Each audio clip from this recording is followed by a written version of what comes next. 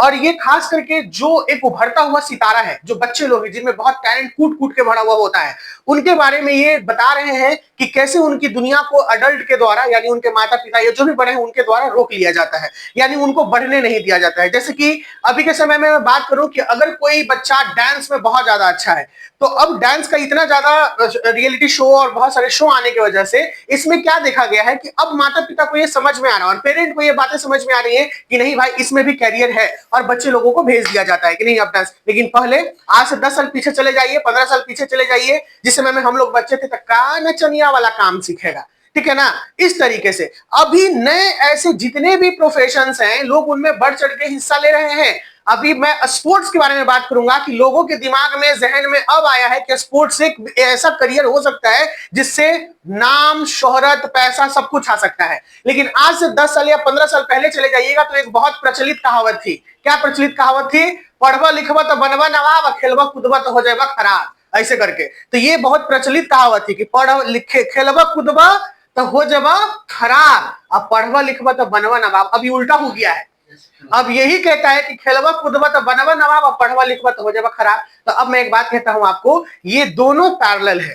जैसे कि हम लोग किसी भी क्षेत्र में चले जाएं, पैसा सभी क्षेत्र में है, लेकिन ज्ञान हमें सिर्फ ज्ञान से ही मिलेगा, है ना। यानी जो ये ज्ञान है जो हम अर्जित कर रहे हैं, ये हमारी जिंदगी भर रहेगा, और वो केवल खेल में ही नहीं, हमारे जीवन के हर एक हिस्सों में वो काम करेगा।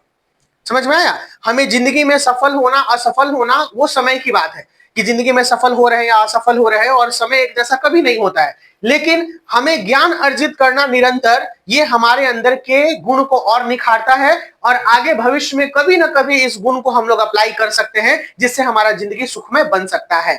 तो जो भी क्षेत्र है, जिस भी क्षेत्र में आप लोग अगर अच्छा महसूस कर रहे हैं कि नहीं मुझे एडिटिंग करना अच्छा लगता है, मुझे कंप्यूटर पे काम करना अच्छा लगता है, मुझे फैशन डिजाइनिंग अच्छा लगता है, मुझे व्लॉग बनाना अच्छा लगता है, मुझे नदी में मछली मारना अच्छा लगता है, मुझे मछलियों के बारे में जानकारी प्राप्त करना अच्छा लगता है, मुझे जानवरों से प्रेम है, जो भी चीज से प्रेम है, मुझे किताबों से प्रेम है, उस प्रेम को अपना हॉबी अपना पैशन बना लीजिए। देखिए आपकी जिंदगी कैसे बदल जाती है।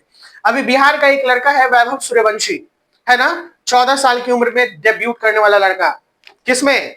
इंडियन क्रिकेट टीम में, जो कि इतिहास में पहली बार हुआ है। सचिन तेंदुलकर भी लगभग 15 साल कुछ महीनों में उन्होंने शायद डेब्यूट किया था, तो ये सबसे कम उम्र का लड़का।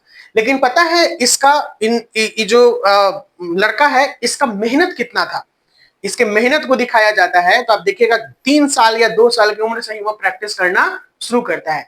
इस गेम को उनके पापा का ड्रीम था, वो अपना पैशन बना लेता है, और आज सभी जगहों पर पूरे विश्व में एक ही नाम गूंज रहा है, वैभव सूर्यवंशी।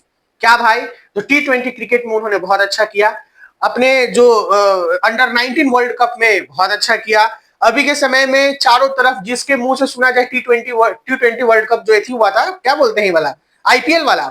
T20 था ना आईपीएल, जो इधर 17-18 आई डोंट नो, लेकिन अगर मैं आईपीएल देखा बहुत कम ही देखता हूँ, आईपीएल देखा तो मैं बस उसी का बैच में, अरे भाई पूरा एकदम पूरा सोशल मीडिया पे छाया हुआ था, इंस्टाग्राम पे।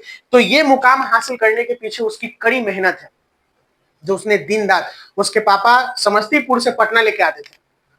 आजकल के पिताजी सीधे बगल में कोचिंग नहीं छोड़ेंगे, आजकल के पिताजी कोचिंग नहीं छोड़ेंगे, क्या बेटा चल जाएगा इसी।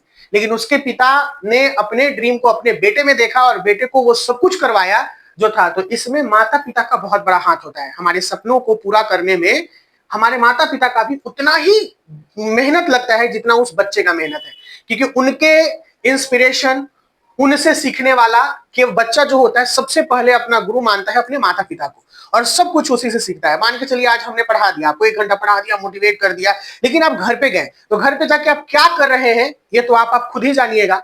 आप अपने आप से कभी झूठ नहीं बोल सकते कि आपने पढ़ा नहीं पढ़ा क्या किया, है कि नहीं। अपने आप से कोई इंसान झूठ नहीं बोल सकता है, लेकिन रियलाइज कर सकता है कि यार मैं ऐसा क्यों कर रहा हूं, मुझे नहीं करना चाहिए था, मुझे पढ़ना चाहिए था, या मेरा जो ये ड्रीम है वो करना चाहिए था। क्योंकि जैसे जैसे बच्चे बड़े होते हैं, माता पिता भी अब उसके ऊपर थोड़ा देख रेख या आंखें जो होता है वो कम करने लगते हैं।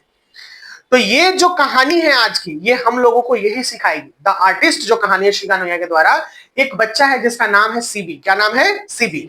और ये जो सीबी नाम है, ये बच्चा इतना मेधावी है। मेधावी किस चीजों में? लॉकी में।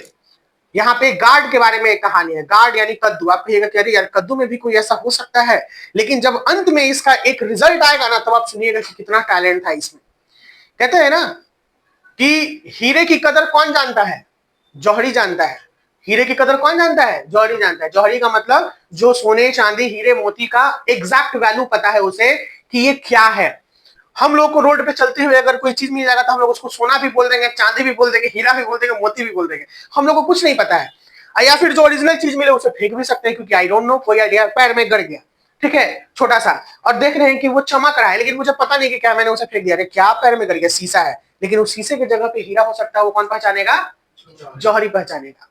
तो यहां पर जो उसके लास्ट में जो कद्र था, आप लोग पहचानेगा कि वो क्या बंदा था और किस तरीके से इसने गार्ड को पहचानने की कोशिश की। और एक एक गार्ड जो है, मतलब उसे गार्ड से बहुत प्यार था, यानी कद्दू से बहुत प्यार था।